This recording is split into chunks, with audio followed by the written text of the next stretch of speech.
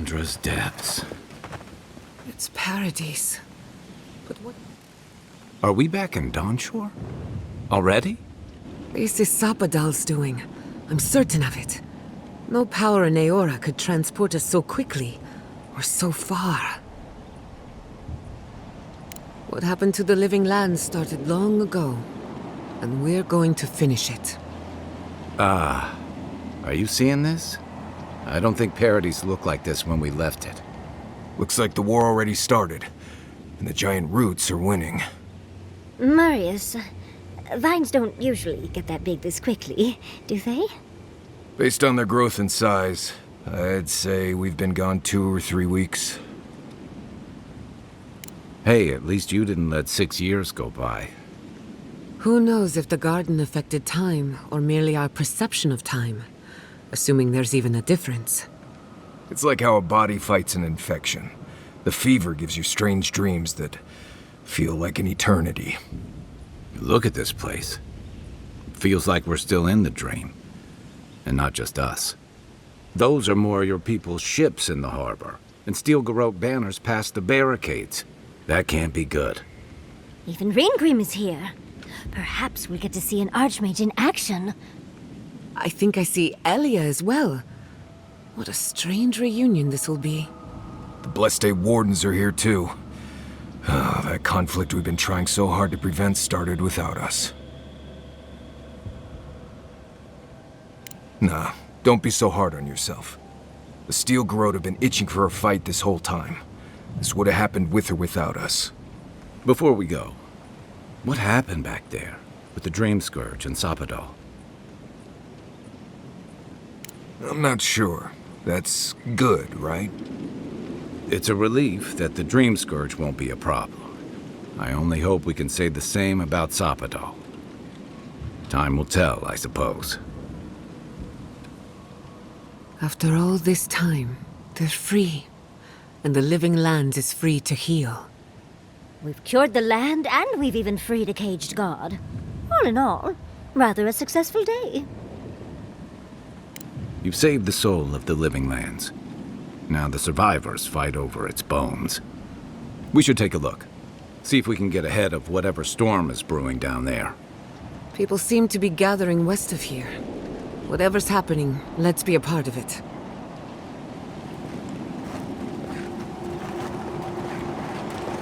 Sansa, how did you make it out here?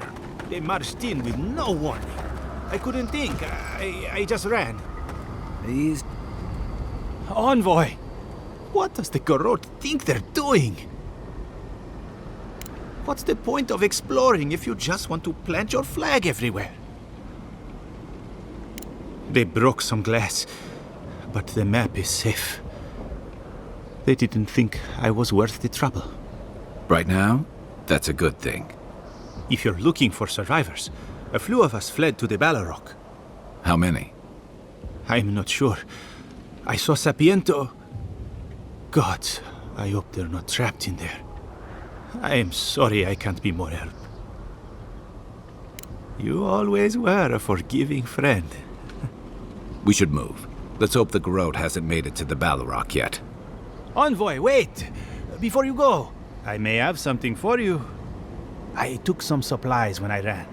If you think they'll help, they're yours. I'll even give you a discount.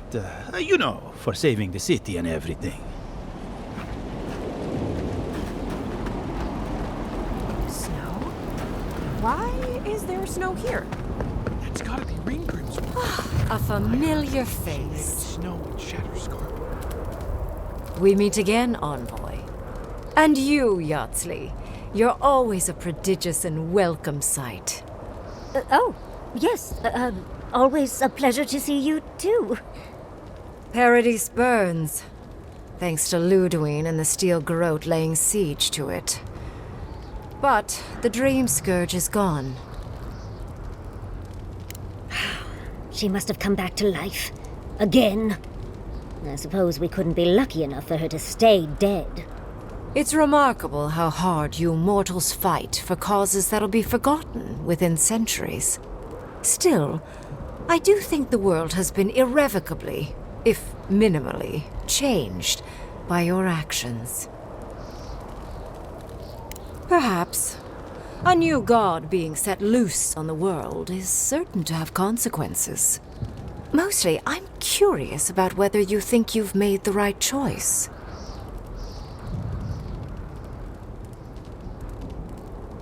Ah, that mortal zeal. Always so fun. We will see if you're correct. I am interested in seeing the outcome of your story, Envoy. With luck, it won't end with you also on fire.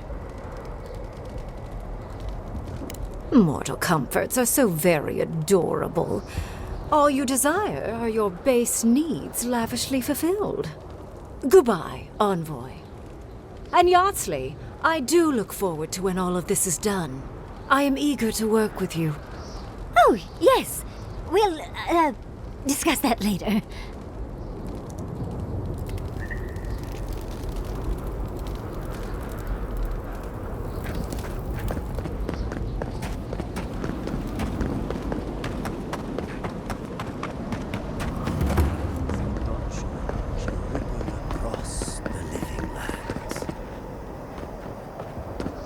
The envoy. Is that you?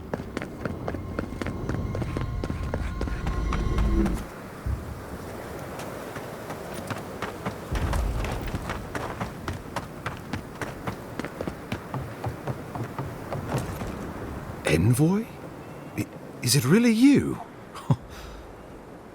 Kostya told us you went into some place called the Garden to seek a god. When you didn't come out, we assumed you were dead. What did you see there? The god you felt in Nakutadek? The origin of the Dream Scourge? It was the act of a god this whole time? Everyone, please, please. We could get to the bottom of this if you would only let them speak. It's been weeks, Envoy. What happened? Sapadal was responsible for the Dream Scourge. Their rage, their confusion, their fear. But the plague isn't over. Dream Thralls still litter Shatterscarp. There won't be any new infections. We've put a stop to that for good. Unfortunately, there's little we can do for those already in the grip of the Dream Scourge. We can give them comfort, nothing more. This will be a process. The Dream Scourge was never going to simply go away overnight. I suppose it stands to reason. I found that a quick fix is often anything but. What of this god, then? What does it mean that you freed them? Lodwyn had intimated that this land grew a new god. But how can that be? Giata and I have some theories about the nature of the Adra in the Living Lands. I'd say we're past the point of theorizing. If the Adra here is a closed system, like a terrarium for our souls, then a gradual accumulation of essence could coalesce into a being in the beyond. Much like the formation of gemstones. All it takes is time and the right application of pressure. Wodka no doubt saw Sapadal as a threat to her authority. So, she killed the godless and imprisoned their god. I assume it is this god we have to thank for the roots tearing apart Paradis? They erupted from the earth the moment those bastards stood up their first siege tower. Nakutadek was riven with those things, not to mention what they did to the land. We saw similar destruction at Nakuku Bell. If these roots and the Dream Scourge are the work of a god, and the gods thought it best to imprison this god, how could you let such a creature go free? Let's hope they don't decide to further amend themselves by coming for our heads. It was Adir's arrival that disturbed Sapadal. We'll have nothing to fear from this god once we expel you from our lands. Sapadal's power ravaged my people. I don't know that I can ever trust it. Nandru never spoke of Sapadal, and I believe it was for good reason. They should never have gone free. Well, whatever happens, I suppose we can't put the godling back in the bottle now. But come, we have more pressing matters to attend to. The Steel Garrote have attacked Paradis. Inquisitor Lodwyn has already joined the battle. She must have traveled like the wind to get here so fast. You did. I kicked her corpse when you weren't looking. Just to be sure. Well, she's seen better days, but you wouldn't know it judging by how she fights. Lodwyn's plowed through the militia like a knife through warm butter. All right, let's keep the similes to ourselves.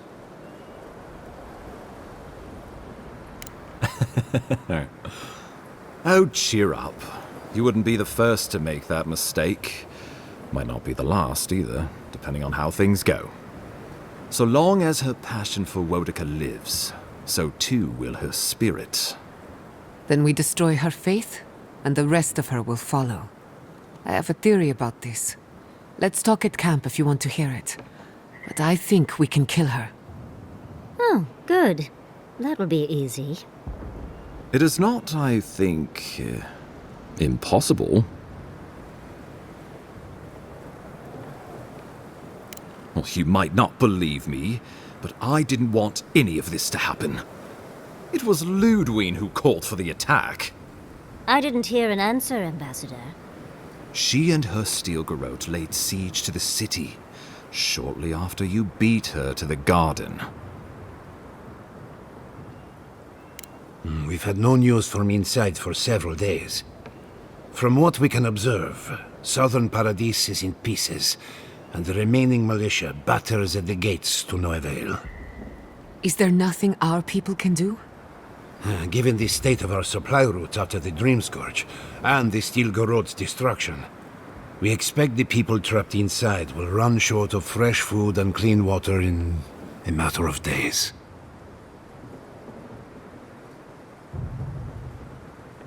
We brought as many Hale and Able from Thirdborn as would come. But after the Dream Scourge and our losses from Nakuku Bell, we could spare so few. I worry it won't be enough. The Wardens largely survived the keep's destruction, but we are in a desperate state. My men are salvaging what they can from the rubble. Medicine is in short supply. They will march to Paradis as soon as they can, but I fear they will arrive to find the city in ashes. Well, that's been a point of debate. We can't agree on how to stand against the Steel Garrote, nor who should lead the effort.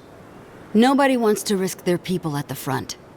So you let the Paradis militia go it alone? Even if our meager forces should make it inside, the siege won't end until Lodwyn does. And none of you know how to kill her. Precisely.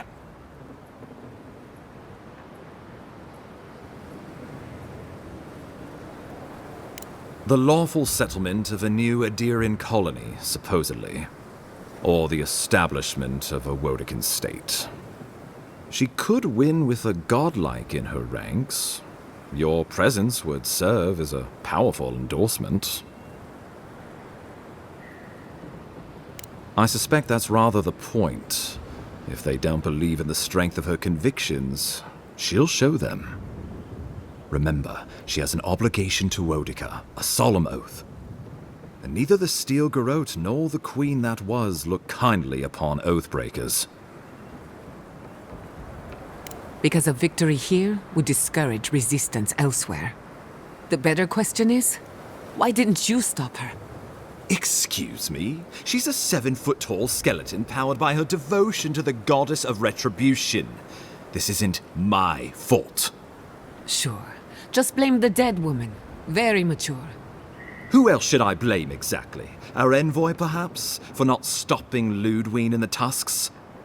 You could start with blaming your own incompetence.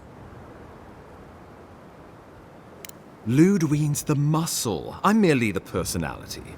What was I supposed to do? Frown her into submission? What good are you as a diplomat if you can't even keep your own beast under control? The Inquisitor was so convinced the Living Lands would unite against Adir that she's nearly made it true. One people, one law, one true God. That's Lodwyn's vision for the Living Lands. Oh, I can't wait to see how you weasel out of this one. I know it will. We are leading by example. returning order and dignity to Paradis in the wake of the Clavager's death. We will do the same to the frontier, given the chance. Where was order and dignity when you burned Fior Messivernal? My administration had nothing to do with that, as I know you know. Adiran rule and rule by the Steel Garrote would be markedly different beasts. Spoken like a fucking diplomat. Splitting hairs when it all comes from the same head. You have been the embodiment of Adir's promise, Envoy. Don't forget that. You will take it all, whether the chance is given to you or not.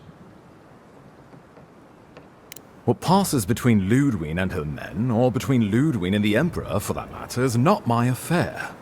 But if I had to guess, this was the alternative. Your empire is doing what it does best. Stamping out dissent until surrender is the only option. Your republics are hardly any different. Their intentions in the Deadfire were certainly not pure. As you say, we left the republics for a reason. Lodwyn agrees. Our success would model the order and dignity of the Steel Garrote, for whatever that's worth. You can say what you want, but you're still trying to subjugate us. Oh, are we all supposed to spout patriotic Sokka now, or just these two? When I think dignity, I think of the people who attacked Fior Messiverno unprovoked. The Inquisitor answers only to Wodekan. In attacking Paradis, she has dragged us all far beyond the bounds of the Emperor's desires. I've answered your questions. Now I would like you, all of you, to answer mine. Lodwyn has sent a message to the Emperor informing him of her attack. He will send advisors and reinforcements swiftly in response. What will his representatives find when they arrive? A new colony? A budding grave room? Before you face Lodwyn, you should know what you're fighting for. All of you must decide, together. But whatever you decide, understand, the days of the frontier are done. Adir will come. Indeed, we are already here. Well, don't leave me in suspense. I believe you'll find the Emperor agrees. My wardens are yours, Ambassador. Thirdborn refuses to be involved. Test our cannons at your peril. Fior will be free and practice animancy, so long as I'm on this side of the wheel. Right. More clueless Adirans flocking here to get themselves killed taming the living lands.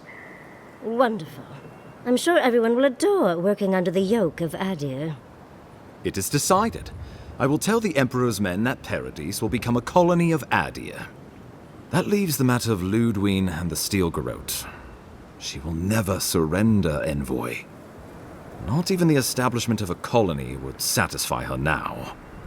You must kill her, or we will lose Paradis, and eventually the island. Whatever happens to the living lands, at least I can kill Lodwyn. I'll take that over nothing. She better say her goodbyes while she can. I'm proud to fight at your side, Envoy. One last time. Let's get to work then. We've got a walking corpse to bury. The Paradis militia will be at your back. Give her no quarter. The future waits for you. Now go and teach the Steel Garrote a lesson they will never forget. Good luck, Envoy. You'll need it. We will send reinforcements to help you reclaim the Eastern Gate. From there, work your way to the main plaza. May all the gods of Eora and the living lands protect you. Let's take back the city. Whatever happens tomorrow, the Steel Garrote can only make it worse. So we're going after the Steel Garrote now, right? Let's do it. Let's go free a city, shall we?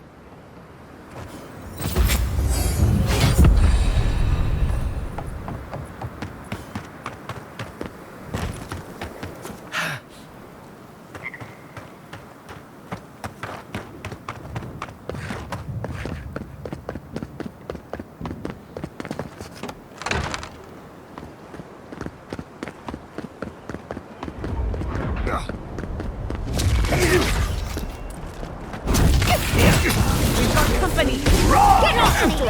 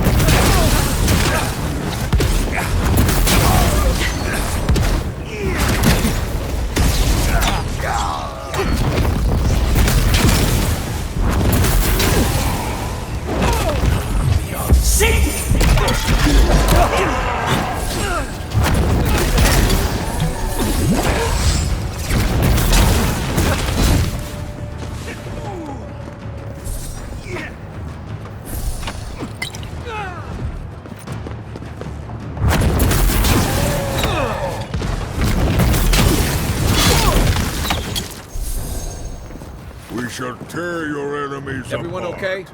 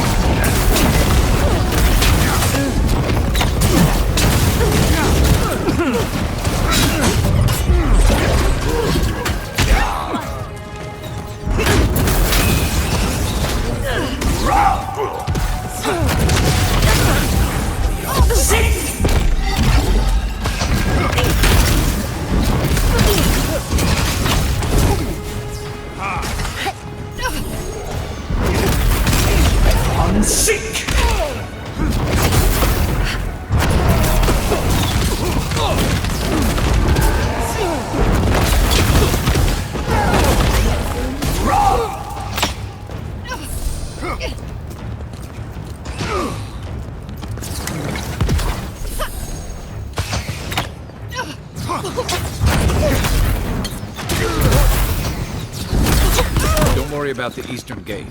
I'll protect your back. Well, that was fun.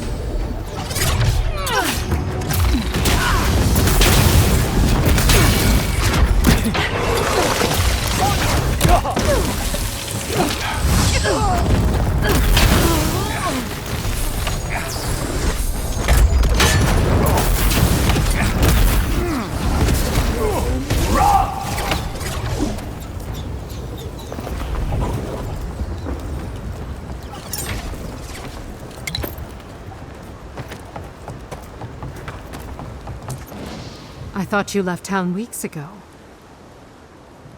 About time. You're the only one Lodwyn will listen to. I saw a few on my way here. I imagine they've been waiting for this to happen for a long time. Listen, one of the Garrote's units is scouting up ahead, maybe 5 strong. I wouldn't want to fight them if I were you. Take this key. It'll unlock the gate to the canals. You can thank the captain who forgot it. You shouldn't find much opposition down there. I wish someone had stood up to the Steel Garrote a long time ago. But, well, you're here now. That's what matters. Good luck.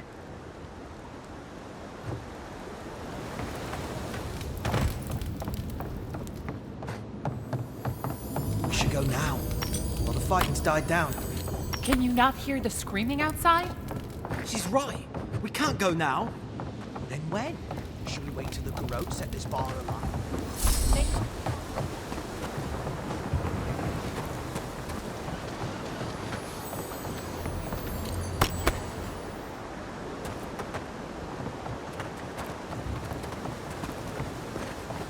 Who's there? Found you.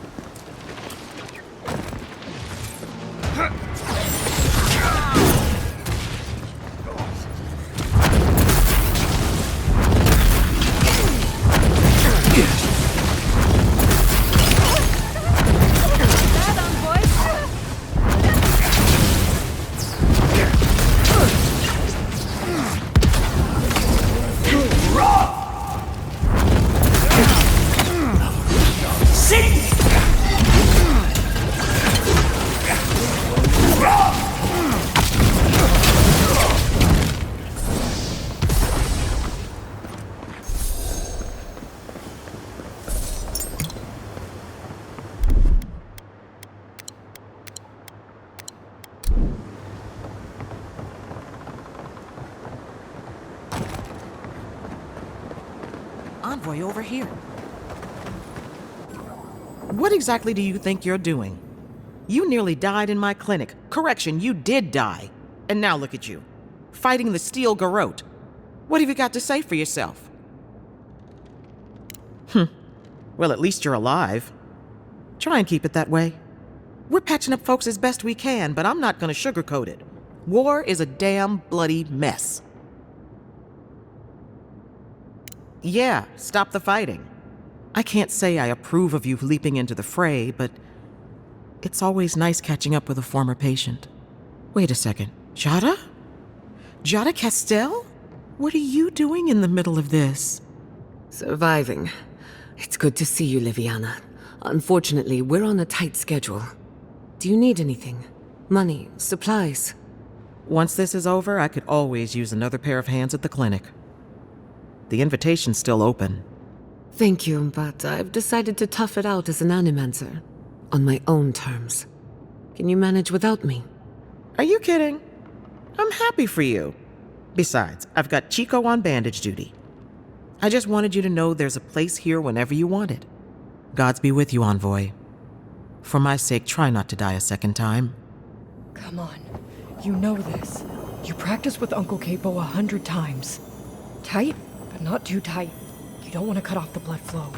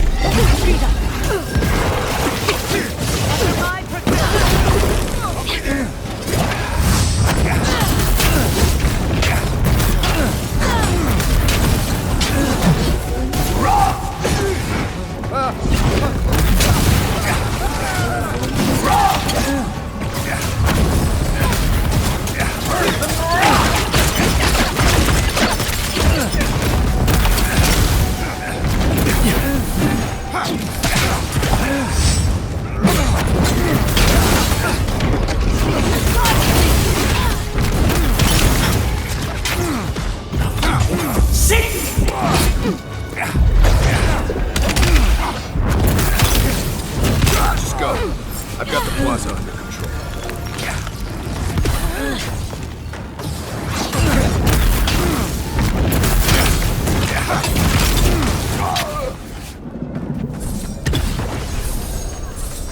For our freedom!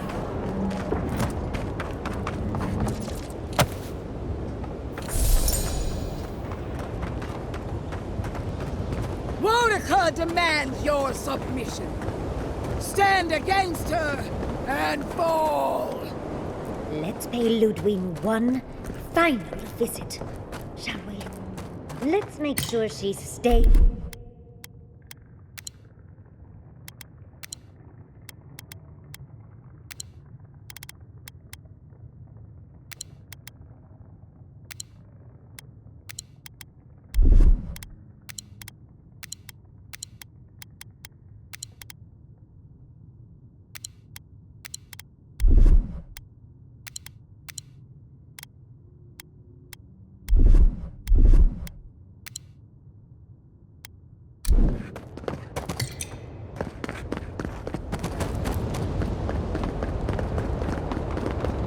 There you are! So, you survived the garden. Did you come all this way just to try your luck again? To kill me more efficiently than last time? You'll get your chance. Look around, Envoy. Heelguard should have listened. He tried to bring order through compromise. He failed. Order is meant to be imposed by a stern, guiding hand. Her order wields sharp steel. She must set down her blade. Well, well. Heelguard managed to do one thing right. I might actually have to congratulate him on a job well done. Not before you've dealt with us. As for you, Sapadal's chains are broken, which means your soul is in their grasp. I don't know how deeply you've been compromised, Envoy. And if I don't know, then I cannot suffer you to live. That's what they want you to think. Steel yourself, Envoy. Make this a fight to remember, even in death. We would not welcome her death. There is still ample shade for her beneath our tree. And this time, we'll finish the job. You really believe you can kill me? Do it then. Kill me as no one ever has. Hold nothing back. Give it your all and destroy me. There's no coming back this time. Prepare yourself for the next world. You won't be missed, Lodwyn. Once I'm done killing you, your god of We are every seed in the soil. We will always grow. Come on!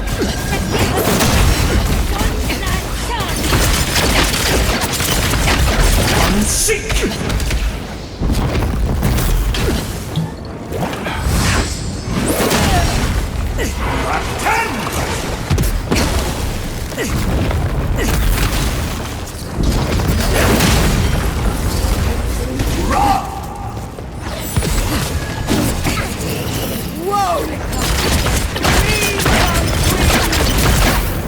Send me your aid!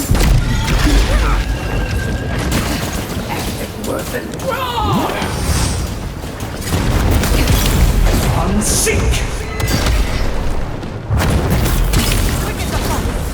Raw!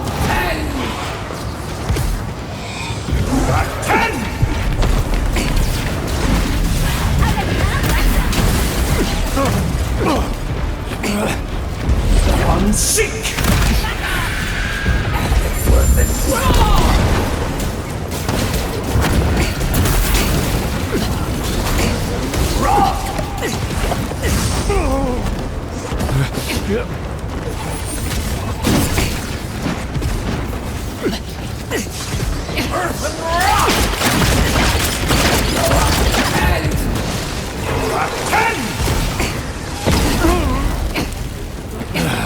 Gather round.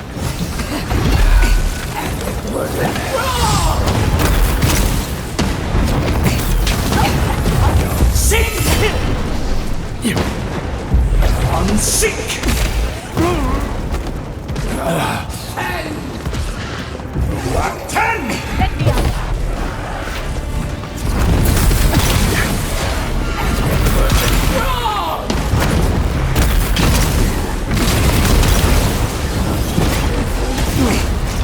Again! Won't it come? Help me! One last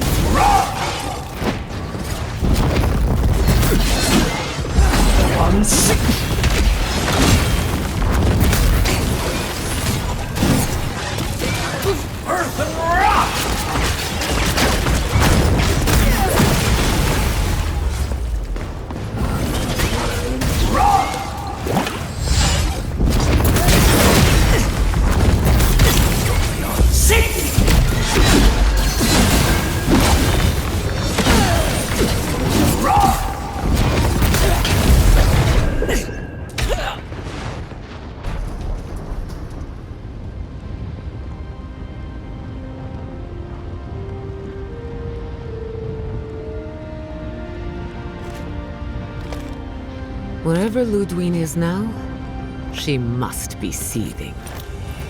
Of course, we'd be happy to kill her again, if needed. She's done for, but we're not. Whatever's next, we'll face it. Together. Gods, you're all gonna make me sick. But carry on. Unraveled at last. We no longer feel her wire against our flesh.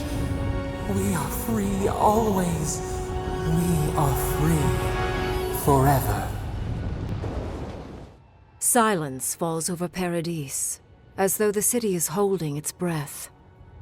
Then you hear it, the ringing of a distant bell, the waving of banners, and cheers of victory. After a short and bloody conflict, the dust has finally begun to settle. You feel Sapadal close to your thoughts, stirring with interest.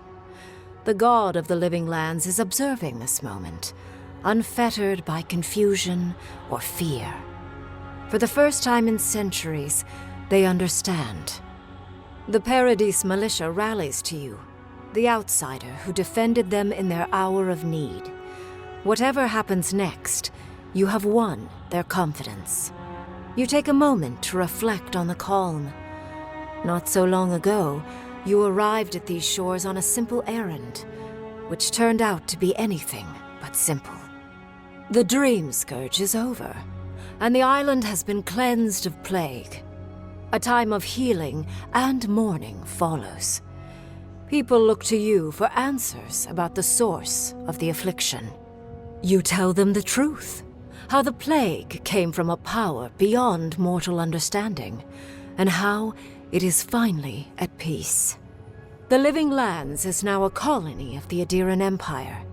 New governments replace the old, and imperial law reigns over the frontier.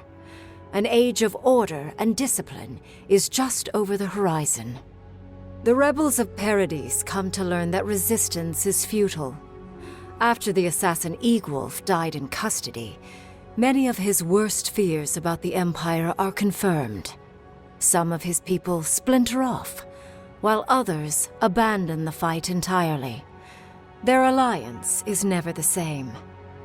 The refugees of Emerald Stair resettle in Thirdborn, bringing their skills and research to aid the local community. What starts as an uneasy partnership blossoms into a bond of trust. Through shared adversity, they find common ground. The ashes of Fior Messiverno continue to smolder, Scavengers avoid the ruins, fearful of spirits unleashed by animancy gone awry. The once promising city is nothing but a cautionary tale. The older Thirdborners who remember Rauatai know that life under an empire is cyclical. In time, Adir's might will fade.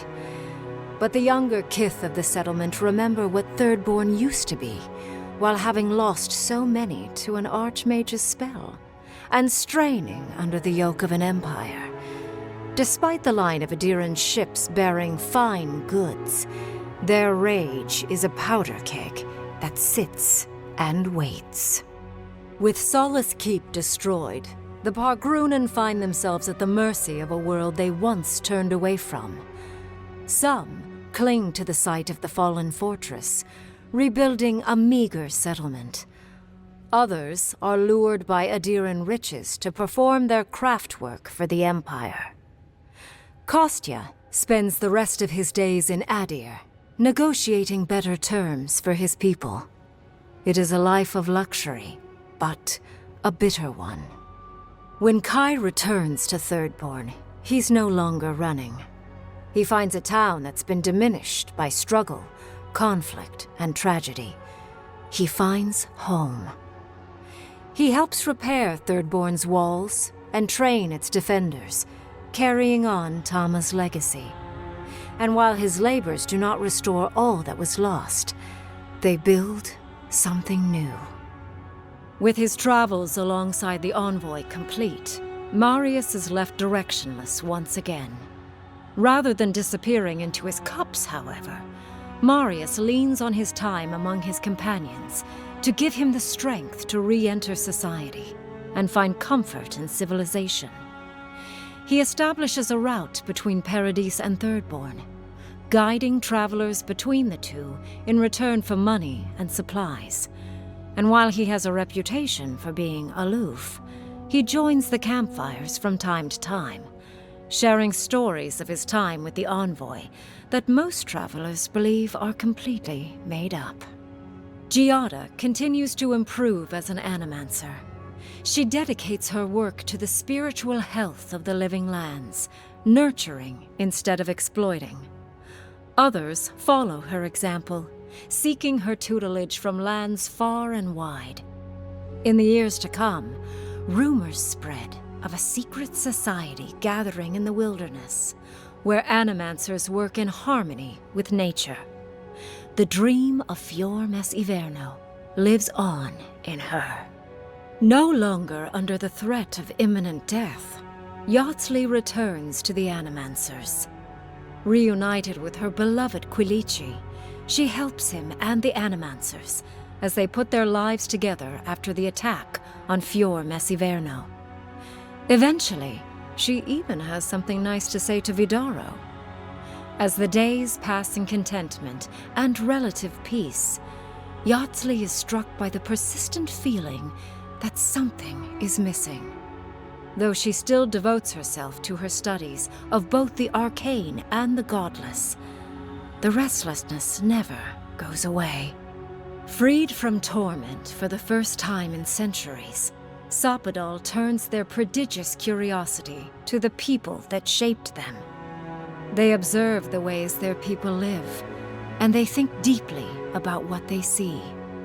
Though they flinch away from moments of violence, and they grieve souls returned to them too soon, the rage that once shook cities to rubble no longer rules them. Instead, they come to you with questions. They want to understand. After a time, they begin tentatively to garden. Where they can, they improve the lives of Kith, and the suffering that troubled them is reduced, if never fully eradicated. Their grief compels them to love, and they love unreservedly, with the power of a god. Sapadal pours a fragment of their power into the statue they claimed from the temple of Aethys. Newly embodied, they roam the living lands and learn to experience the world as Kith do. Their first attempts at locomotion are clumsy, and a stand of innocent trees is violently returned to the wheel. But as their confidence grows, so does their grace. Soon, they are bounding across the plains of eastern Dawnshore, leaping the river gorge in Emerald Stair, scaling the shark's teeth of Shatterscarp, and fearlessly wading into the Tusk's acid sea. When they break, they come to you to put them back together. And in time, they learn to fix themselves. They wander far afield.